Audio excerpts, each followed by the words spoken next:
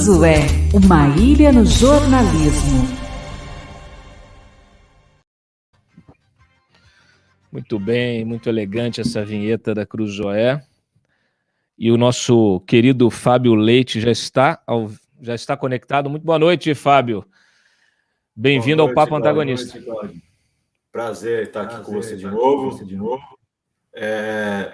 Essa introdução aí foi ideia sua ou foi do Freitas, hein? Foi do Freitas. Hoje eu deixei o Freitas livre, porque hoje é sexta-feira, deixei ele inventar, ele liberar, né, a criatividade dele, porque eu acho que ele se sente reprimido ao longo da semana, então aí eu deixei ele liberar aqui a criatividade dele. E eu não sei se você gostou. Eu gostei do berrante. Fazia tempo que eu não ouvia. Muito bom. Põe o berrante de novo, o Robson. Põe o berrante, ou Freitas, um dos dois. Põe o berrante para o Fábio, por favor, porque ele gostou. É Fábio Leite, afinal de contas. Põe o berrante. Tem berrante ou não tem? Não precisa ser aquele da imagem, pode ser qualquer um aí da sonoplastia, pô. Se não tem berrante, eu vou seguir aqui no programa, hein? Vamos seguir. Depois eles põem aí. Você tá vendo? Eu dando trabalho pro pessoal. Olha aqui. Pois é. Fábio. Agora... Olha aí.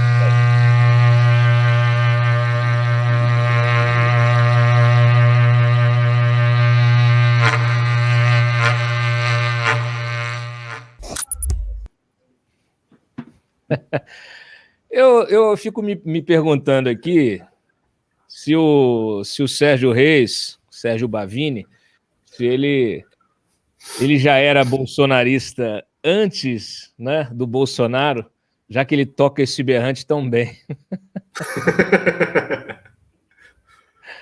Pois é. Ele foi do PSD, né? Por um tempo lá atrás, não é isso? Quando ele entrou na política, ele foi pelo Partido do Kassab. Mas ele tem, né, essa proximidade, né, com o agronegócio, o caminhoneiro, e, enfim. Eu acho que mineração em terra indígena agora. Eu acho que ele já tinha os dois pés ali. Eu andei ouvindo que tem alguma coisa, algum pezinho na Ararate, mas eu tenho que confirmar, tenho que checar isso aí. Bom, vamos lá, Fábio, vamos falar o que interessa. Vamos falar da Cruzoé, que traz aí a capa, uma reportagem sua, o dono, sua e da Helena, é isso? É você, isso. Helena, que assina? Isso, está aqui. Fábio Leite e Helena Mader, que esteve conosco aqui na semana passada. Então, explica para os nossos espectadores. A gente sabe que o Ricardo Barros é um homem muito probo. Pois é. A gente tem esbarrado aí com vários casos relacionados, envolvendo a figura do hoje líder do governo, né, deputado Ricardo Barros, que foi ministro da Saúde por 2 anos no governo Temer, naquele rearranjo após o impeachment da ex-presidente Dilma Rousseff. E a questão toda é por que, né, a gente traz essa capa mostrando ele como o dono da saúde, por que surgem tantos casos, por que em todo canto que você olha da saúde você esbarra ou com ele ou com um nome ligado a ele, né? Então essa reportagem ela traz um pouco do histórico da influência do Ricardo Barros no Ministério da Saúde, que vem desde o primeiro mandato dele como deputado federal. Ele foi eleito a primeira vez em 95, e ele pegou ali a rabeira, carona ali, do ex-deputado José Janene, que é um conterrâneo dele e sempre teve também, de longa data, muita influência, desde o governo Fernando Henrique, na área da saúde, né? Então, o Janene é do Paraná, fazia indicações, é um dos ícones ali do escândalo do Mensalão, depois caiu de novo no Petrolão. E quando o Janene morre em 2010, o Ricardo Barros se apropria aí desse latifúndio que ficou, né, dessa parte do latifúndio deixada pelo Janene, né? E isso, obviamente, cresceu absurdamente quando ele vira ministro da Saúde no governo de Michel Temer. O que a gente traz de novidade nessa história, além desse relato todo que eu estou fazendo aqui, dessa contextualização da influência, é que, assim, O caso que colocou agora o Ricardo Barros na mira da CPI da Covid, que é o caso da vacina indiana Covaxin, ele é um caso assim, que a gente, graças à denúncia, né, que foi feita pelos irmãos Miranda, né, pelo deputado e principalmente pelo servidor que estava ali e impediu, né, que aquele pagamento antecipado fosse feito, né, para a empresa, naquela offshore em Singapura, enfim, tudo isso a gente já falou muito aqui, né, os espectadores já sabem, já conhecem, isso já foi bastante discutido, mas mostra um modus operandi que foi executado ali em vários outros casos, e um deles a gente traz aqui, que é uma investigação sigilosa que está sendo feita pela Polícia Federal. A gente teve acesso a esse material, documentos ali, principalmente da Controladoria Geral da União, que foram enviados para o delegado da PF em Brasília, que está investigando, e mostra um modus operandi muito parecido com parcerias para desenvolvimento da produção, eles chamam de PDPs, né? E assim que o Ricardo Barros assume o ministério, em 2016, esse instrumento das PDPs ele já existe há muito tempo, há mais de 10 anos. Assim que ele assume o ministério em 2016, ele decide fazer uma redistribuição das PDPs, né, com o argumento de que elas não estavam funcionando muito bem. Então ele faz uma redistribuição para vários laboratórios. Só para explicar para o nosso ouvinte, Cláudio, a PDP, ela quando você vê no papel, ela parece uma ideia interessante, porque o SUS, o Ministério da Saúde, é obrigado a comprar inúmeros medicamentos para distribuir gratuitamente pelo SUS, né? E aí a gente tem os laboratórios públicos, né? Tem como Butantan, Biomanguinhos, e tem o Tecpar no Paraná, né? Bahia Pharma na Bahia. Esses laboratórios públicos também produzem, mas tem medicamento que é só produzido pela rede privada, né? Então eles fazem uma parceria onde o laboratório privado ele ensina, capacita o laboratório público a produzir aquele medicamento, que é um medicamento, às vezes, que é muito caro, ou tem muita saída, muita demanda no Brasil. Então, isso existe já há algum tempo. Quando o Ricardo Barros chega no Ministério, ele faz esse rearranjo e aí redireciona, e eu estou usando um termo que está no relatório da CGU, redireciona para alguns laboratórios específicos, e o principal beneficiado ali é o Instituto Tecnológico do Paraná, o Tecpar. Então, naquela época, isso em 2016 para 2017, ele ministro e o Tecpar no Paraná, sob total influência política dele, né, e da mulher dele, a Cida Borghetti, que era vice-governadora, né, e depois virou governadora ali depois que o Beto Richa deixou o mandato. Inclusive Deixa eu te interromper. Você vai contar a revista, a reportagem toda, não é de praxe, e ninguém vai assinar a Cruzoé. Então, assim, resume esse negócio. Vou resumir. Eu estou dando só um contexto do que é esse. Eu li a matéria, negócio... não está, não. Você está contando essa história. Não. Tem muito nome interessante na matéria, mas é só para explicar que esse instrumento, esse modelo foi feito, né, com empresas intermediárias, né? Empresas intermediárias essas cujos donos já foram presos em operação. Então ele faz um direcionamento claro ali na visão da CGU, tanto é que algumas dessas parcerias foram suspensas pelo Tribunal de Contas da União por conta desse redirecionamento.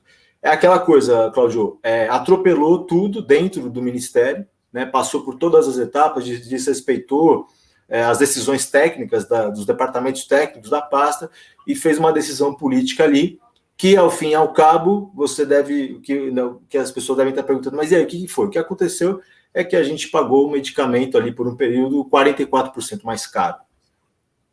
Só 44%. Tá barato, então.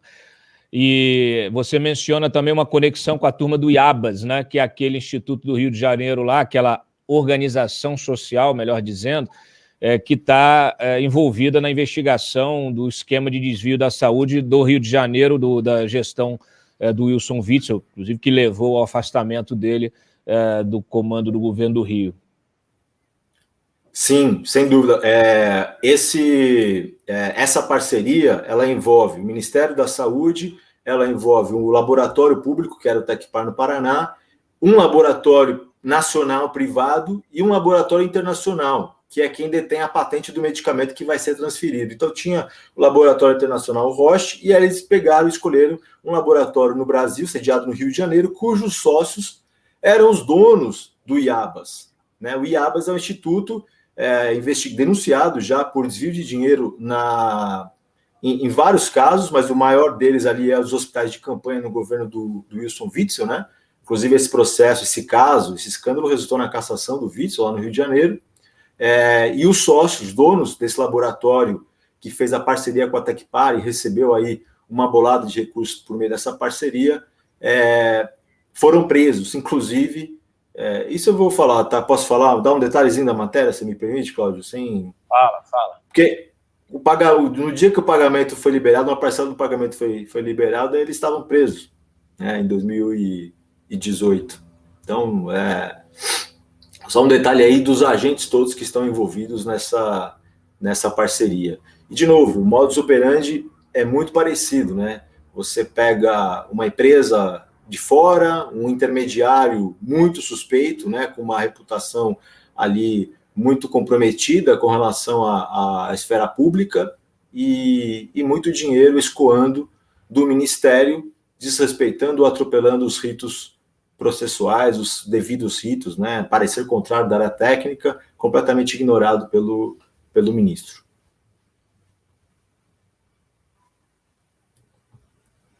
Casos, Fábio, que são casos complexos, né? A gente percebe que eles criam realmente uma malha, uma rede de empresas, de personagens, e aquilo eles fazem, eles exploram contratos que estão fora do horizonte ali, do radar da imprensa, né? Esse, inclusive, envolve uma medicação que é para tratamento de câncer de mama, uma medicação que não é, vamos dizer assim, popular, como se tornaram as vacinas. A gente lembra aqui, eu aproveito esse gancho da matéria do Fábio e da Helena, porque, assim, esquemas desse tipo, na saúde ou em várias outras pastas, eles acontecem de forma recorrente. E é difícil você ter a atenção, você conseguir a atenção do Ministério Público, da Polícia Federal, das autoridades, de órgãos de controle, como CGU, TCU e afins, e até mesmo da imprensa, porque não tem, muitas vezes não tem apelo, né? Às vezes aquela pauta não tem um apelo popular, as pessoas vão ler e elas vão achar complicado, vão achar, deixa isso para lá.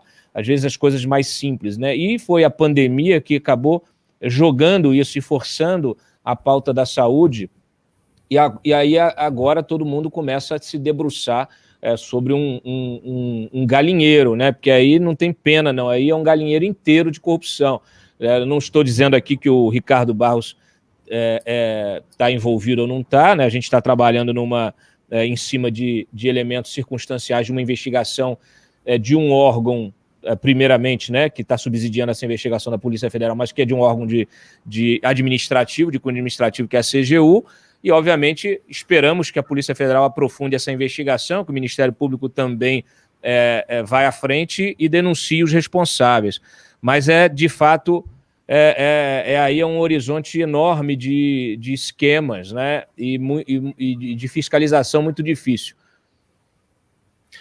Sim, Cláudio, e que a origem, você vai ver, e assim, né, por mais que a gente tenha discutido, isso foi tema na campanha, foi promessa do presidente da República, né, dessa questão do loteamento. A origem é sempre essa, é o loteamento político, né? Então, quando você começa a resgatar, ver os nomes dos personagens, né, como você mencionou agora, por força da pandemia, né, por tudo que está acontecendo, essa tragédia que a gente está vendo no Brasil, a gente começa a se debruçar e aí você começa a perceber, não, mas não é possível que esse cara aqui, que foi presidente da CBTU, com transporte urbano, né, lá no Nordeste, e já foi denunciado por corrupção lá no Nordeste, não é possível que esse cara ficou 2 anos aqui no Ministério da Saúde, numa diretoria responsável por chancelar um medicamento, ou fazer contratações milionárias, né? E aí aparece alguma denúncia contra ele, ele sai, mas aí o político que apadrinha ele bota ele em outro lugar, né? Assim, a gente não consegue passado tudo que a gente já passou, né, tudo isso que veio à tona, que a Lava Jato mostrou, né, com a Petrobras, principalmente, que foi a empresa mais devassada, digamos assim, do ponto de vista da investigação, né, com quantidade de dinheiro que os diretores tinham e a conexão com os políticos, com os partidos, inclusive o PP, né, que agora está no coração do governo Bolsonaro, com o ministro Ciro Nogueira, e isso continua e vai continuar. Essas pessoas continuam continuam aparelhando, né, para obter vantagens pessoais. E, enfim, só mais um desafio para a gente. Obviamente, a gente às vezes esbarra com alguma coisa, com um assunto que a gente não domina. Você tem que estudar, pesquisar. Você conversa com alguns investigadores, policiais, procuradores, nem eles dominam. Eles têm que entender, né, como é que está, onde está a maracutaia, onde está o X da questão, né? Porque aquele que está, o operador, ele sabe, né? Como é que faz, como é que oculta, como é que esconde, né? E às vezes o investigador tem que aprender, né? E até por isso, só pegando o gancho, a gente lamenta esse desmonte todo que aconteceu nas forças-tarefas, né? Porque é isso, né? Quando ela começa a andar, os investigadores entendem o mecanismo, como as coisas funcionam, você começa a trocar as peças, ou você desmonta aqui, fala, não acabei, eu criei um grupo agora, né, um GAECO, que é mais robusto, vai ter mais gente, tá? Mas as pessoas que estão chegando lá não conhecem nada do esquema de corrupção que foi desmontado, né? Esse é o grande problema. Esse é o grande problema, e a gente entende como, e a gente denunciou como o Aras desmontou por dentro, né? Quando ele não conseguiu o propósito dele com aquelas acusações infundadas, o que ele fez? Fez uma série de portarias internas, remanejou os grupos e criou novos parâmetros dessas nomeações. Então, na prática, ele acabou com a força-tarefa, acabou com a investigação exclusiva, quer dizer, com a exclusividade que você tem de um grupo que está dedicado 100% a uma determinada investigação, a um determinado esquema. Nós estamos falando de esquemas de corrupção complexos que envolvem, muitas vezes envolvem terceiros, laranjas, doleiros, camadas, às vezes, de offshores. Você tem, de fato, uma estrutura muito complexa. E você, para fazer uma investigação decente, você precisa ter uma equipe dedicada àquilo. E o que essa gente fez foi justamente impedir essa dedicação exclusiva. Então, o que você vai ter é uma investigação muito mais lenta, você vai perder, às vezes, até o prazo de prescricional mesmo dos crimes. Muitas vezes você vai ficar tanto tempo para consolidar determinadas provas, para instruir um processo, vai vir depois um recurso para o ministro do Supremo e vai falar, olha, isso aqui está aberto há 2 anos, esse inquérito não pode deixar um inquérito aberto tanto tempo. Gilmar fez isso várias vezes com inquéritos que estavam abertos até com foro privilegiado, e inquéritos estavam abertos há apenas 1 ano. Né? Então, infelizmente, essa é a situação. Essa investigação mesmo, essa apuração desse caso envolvendo o Tecpar no âmbito da CGU, me parece que levou pelo menos aí uns 2 anos para que ele chegasse em alguma conclusão. Bom, Fábio, parabéns pela matéria.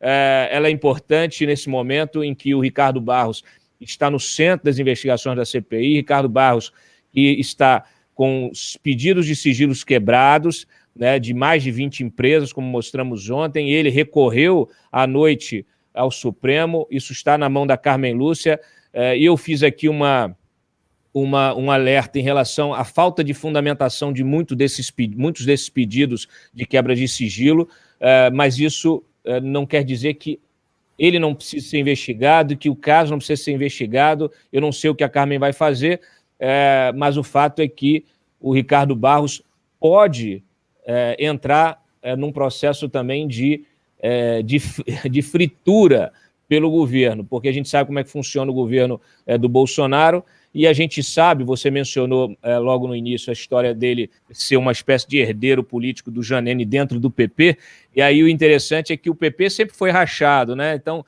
durante a Lava Jato, a gente mostrou, inclusive, essas brigas da turma do Negro Monte com a turma do Janene, e eles vão sempre brigando. É a turma do Nordeste contra a turma do Sul, do Sudeste, e aí, Sudeste, você tem ali Dornelles, que é velho de guerra, amigo do Bolsonaro, mas agora o Bolsonaro está muito aliado, está muito próximo do PP do Nordeste, que é o PP do Ciro Nogueira, que é o PP do Arthur Lira. Arthur Lira e Ricardo Barros, para os nossos espectadores que não sabem, eles são inimigos fidagais dentro do partido.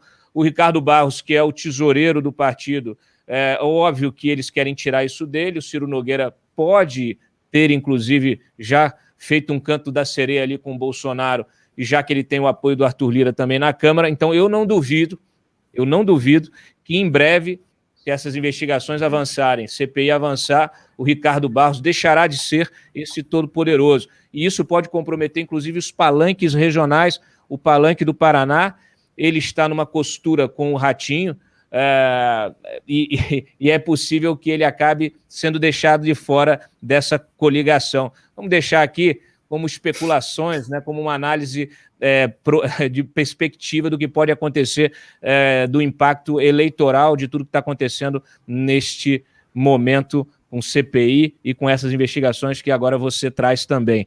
Vamos seguir, que o nosso tempo é curto.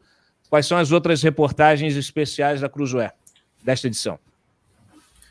Claudio, tem uma matéria muito bacana aqui do Patrick Campurez, As Cartas do Brasil Real. O Patrick pegou aí, ao longo das últimas semanas, mais de 100 cartas que brasileiros aí desesperados, né, porque estão desempregados, ou muitos passando fome, sofrendo com a inflação, né, enfim, mandaram um gesto ali de desespero, de achar que poderia acontecer alguma coisa, e escreveram cartas para o presidente da República. Né? O Patrick conseguiu obter cópia dessas cartas, obter as cartas que foram enviadas para o Palácio do Planalto. Elas ficam lá depois arquivadas lá na ouvidoria. Ninguém nunca respondeu, ninguém nunca contatou essas pessoas, mas a gente analisou e viu assim, quais são, né, os anseios ali, e é muito interessante essa matéria, porque ela mostra como o drama das pessoas, né, o que leva, né, enfim, o relato que elas trazem na carta, e alguns uns relatos mais detalhados que essas pessoas fizeram para o Patrick, quando ele telefonou para elas, não tem relação nenhuma com essas disputas políticas, com essas bravatas, com esses falsos problemas que são criados em Brasília e pelo próprio presidente da República, né, como a questão do voto impresso, né, uma coisa ali é muito, muito real. As pessoas estão pedindo emprego, estão pedindo casa. Uma matéria muito que a gente já há algum tempo queria fazer, e esse material que o Patrick conseguiu com exclusividade também é muito, muito bacana, assim, de mostrar de alertar mesmo, né, de que, olha, enquanto vocês estão falando sobre isso, né, discutindo, xingando, né, nas redes sociais ou no cercadinho, falando sobre coisas assim que, gente, não tem o menor sentido, né? Olha o que essas pessoas estão sofrendo, estão passando e estão clamando, estão pedindo por ajuda, né? Uma bela matéria do Patrick, recomendo muito a leitura. E na sessão internacional, não podia deixar de ser, né? O Duda Teixeira, nosso especialista, fala sobre o Talibã, fala sobre o Afeganistão, o que está por detrás de Cabul. Uma matéria muito bacana. O Duda é sempre didático nessas matérias, né, internacionais, e mostra o jogo político, o jogo geopolítico ali por trás dessa ascensão do Talibã no Afeganistão. Então, assim, a gente viu essa semana cenas chocantes, né, como aquela das pessoas querendo subir no avião, se pendurando no avião para fugir do país. Mas por trás disso tem uma questão, um intricado xadrez político, geopolítico ali, que envolve as principais potências, né? Estados Unidos, que acabaram de retirar suas tropas de lá, a China e a Rússia. E, bom, entrevista da semana é com Moisés Naim, escritor, economista venezuelano. Uma entrevista muito legal também, muito bacana, recomendo leitura, uma análise muito, muito sensata e cirúrgica ali do que se passa, principalmente com a política americana, né? Enfim, recomendo muito a leitura e as notas, né, do sexta-feira, e os nossos articulistas aí, as colunas dessa semana do Diogo Mainardi, do Mário Sabino, do Carlos Fernando Lima e do Alexandre Soares Silva.